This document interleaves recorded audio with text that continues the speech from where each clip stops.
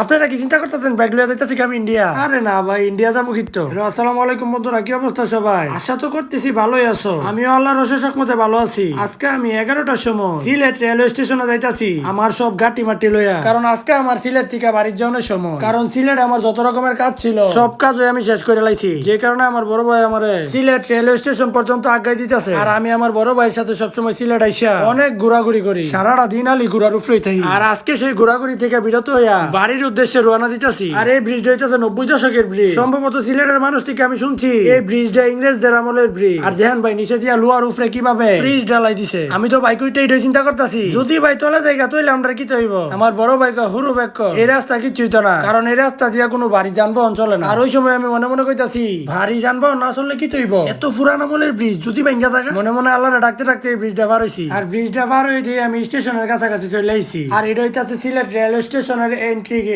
আর এই গেট দিয়ে এন্ট্রি এবং এক্সিট দুইটাই সবাই করে। আর এই মুহূর্তে আমার ব্যাগ লয়ে আমি ট্রেনে ওঠার উদ্দেশ্যে চলে যাইতাছি। আর ফিল করতেছি আমার বড় ভাইয়ের মনটা আসলে অনেকটা খারাপ হয়ে রয়েছে। আমি যে ওনার সাথে অনেকদিন থাকছি, প্রত্যেকবার এই যাওয়ার সময় আমি ফিল করি ভাইয়ের মনটা অনেক খারাপ হয়ে যায়। আজকেও ব্যাপারটা এমন হয়েছে। আর এই সেই ট্রেন যেটাতে আমরা বাড়ি যাবো, মাম্মা ট্রেনের দি মাথা নাই, ইঞ্জিল ছাড়া ট্রেন কি আমরা বাইতে যাবো নাকি? পরে আমার বড় ভাই আরে না, ট্রেনের ইঞ্জিলটা পিছাতে ঘুরাই আইতাছে, কারণ এই স্টেশনের পরে ভিতরে আর কোনো স্টেশন নাই, যে কারণে এই স্টেশন নাই সেই ট্রেন ঘুরানো লাগে। আর ওই ট্রেনের ইঞ্জিল হইতাছে ট্রেনের পিছে। এই ট্রেনের জায়গা মতো আইনা একটু পরে ট্রেনের ইঞ্জিলটা অন্য লাইন দিয়ে ঘুরে আবার সামনে দিয়ে যায় লাগবো। আর ট্রেন এখন ইঞ্জিল লাগানোর আগে আমি আমার সিটের মধ্যে বসে গেছি, কারণ অনেকক্ষণ দাঁড়াইছি। আর পিছনে আমার বড় ভাই আমার সিটটা বুঝাই দিল। আর এই জায়গার মধ্যে ভাইয়ের সাথে আমার বিদায়। ট্রেন ছাড়ারও সময় হয়ে গেছে এবং ভাইয়ের কাছ থেকে বিদায় নিয়ে নিলাম। আর ভাইয়ের মনও হালকা একটু কষ্ট নিয়ে ভাইয়ের পিছনে না তাকায় চলে যাইতেছে। পিছনের দিকে তাকাইলে হয়তো বা বেশি কষ্ট লাগবে, যে কারণে পিছনে আর তাকাই নাই। আর অবশেষে আমাদের ট্রেন চলতে শুরু করছে এবং আমার গন্তব্য হইতাছে আজমপুর রেলওয়ে স্টেশন, আখাউড়া উপজেলা। বাইরের সৌন্দর্য দেখতে দেখতে আমি